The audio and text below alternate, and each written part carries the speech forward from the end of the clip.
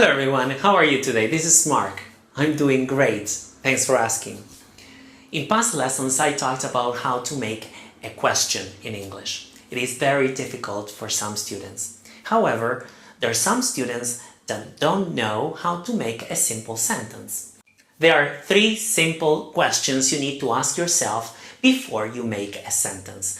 These are: do I want to make a positive or a negative sentence?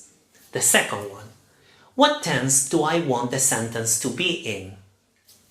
And the third one, is the main verb a transitive, detransitive, or intransitive? Well, there is a lesson for these three types of verbs, but I will tell you what they mean. Transitive is a verb that takes an object. Detransitive is a verb that takes both an object and an indirect object. An intransitive verb, they are action verbs and do not take direct objects. For example, go, arrive, play, etc.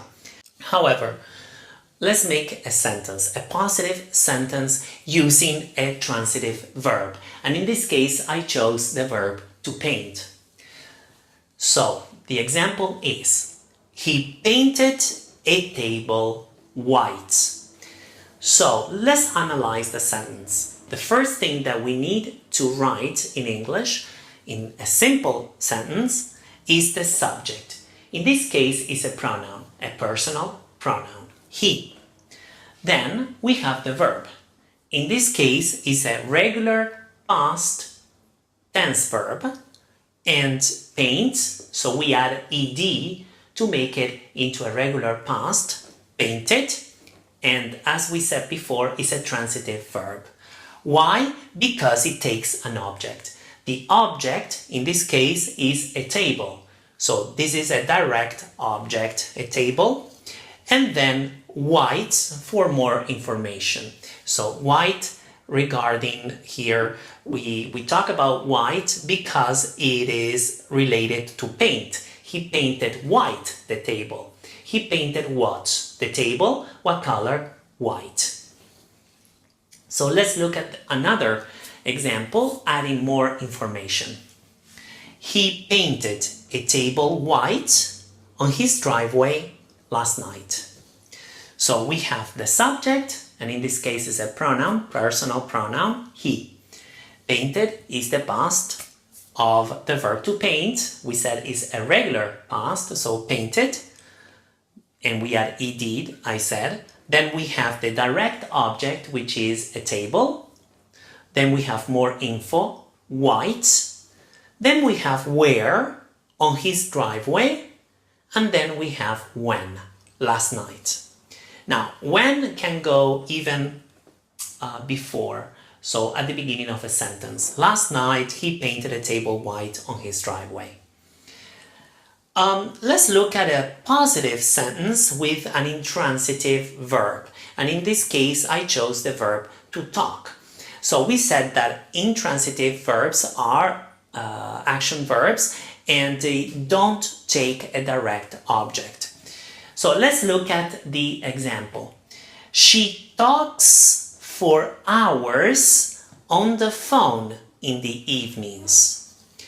So she is the subject, so the pronoun, personal pronoun she. Then in this case, we have the verb to talk, and to talk in the present simple, third person singular. So we add s at the end of the verb.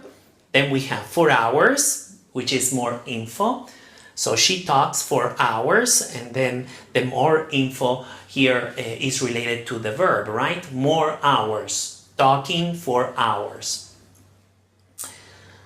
So talk for hours on the phone, where, on the phone, and when, in the evenings. Okay, right there. Now I'm going to erase this and we're going to look at other examples.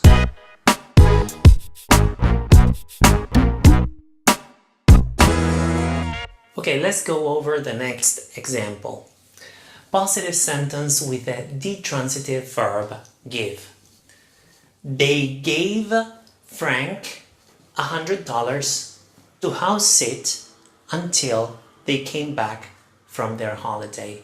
So I repeat, they gave Frank $100 to house sit until they came back from their holidays, or their holidays, the same. So they is the subject, is the personal pronoun. Okay, then we have to give, and is an irregular verb, so gave in the past. Then we have the indirect object Frank, somebody receiving something, so Frank. And then we have the direct object, $100, direct object, so what? And then the rest, so I wrote why. Why did they give Frank $100 to house sit until they came back from their holidays? This is the answer to why. So let's go over a negative sentence with an intransitive verb, and in this case, be. Be is also considered a linking verb. There is a lesson on linking verbs, so if you wish to watch that lesson, you can click here. So the example, I haven't been to Costa Rica yet. So I is the personal pronoun, so it's the subject. Then haven't been, so auxiliary plus not, because we're talking about the present perfect. Then been, which is the past participle of the verb to be. Then we have where, to Costa Rica, and then when, yet. Yet usually goes at the end of the sentence, and usually for a negative sentence, but not always. There are always exceptions. So another example with a negative sentence and with another verb, and in this case we have a phrasal verb, to show up. So she didn't show up for the party last night. I repeat, she didn't show up for the party last night. So she is the subject, so the personal pronoun. Didn't, auxiliary plus not, we're talking about the past simple. Then the phrasal verb and is the base of the verb, because we already have an indicator of the past, which is did. Then show up, appear. For the party more info, why. And then last night, when. When last night can also go at the beginning, so it's a time expression, last night. So show up for the party, in this case, is an intransitive verb, right? So it doesn't take an object. Now, number 5 is a sentence that I'm going to go over in future lessons because it gets more complicated. A sentence can have many clauses. We have a sentence here with 3 clauses. So let's look at the sentence and then analyze it. When the bus came to a halt, to come to a halt is an idiom. It means to stop. They left for the next city. The sentence continues, this is the second clause, where they had planned to stay the long weekend. So let's analyze the sentence.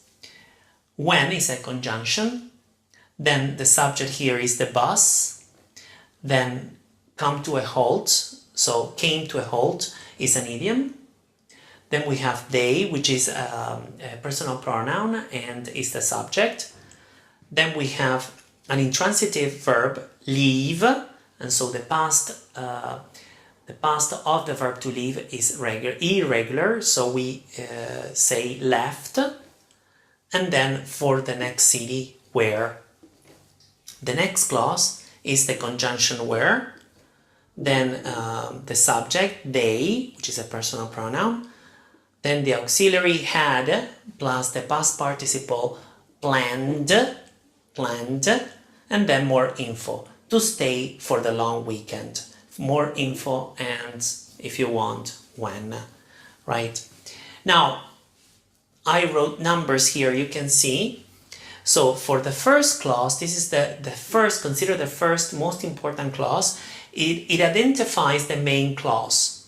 So they left for the next city. This is the main clause. So you need to know your main clause to understand the rest, right? So they left for the next city. This is the main clause. Then the adverb clause of time modifying the verb, the main verb to leave. So this would be the adverb clause when the bus came to a halt. When the bus came to a halt is the adverb clause. It modifies leave, the main verb to leave. And then number 3, right there, is the adjective clause, qualifying the noun, which is city, this noun, city. So they left for the next city where, so the city where they had planned to stay for the long weekend. I'm going to go over this in future lessons, so don't worry. It's a little bit complicated, but with a lot of exercise you will understand. Well, I hope you enjoyed the lesson. If you like to share the lesson, you may do so. If you haven't subscribed to my channel, please do so. You will get a lesson the following week. Having said that, have a great day and enjoy English. Take care. Bye-bye.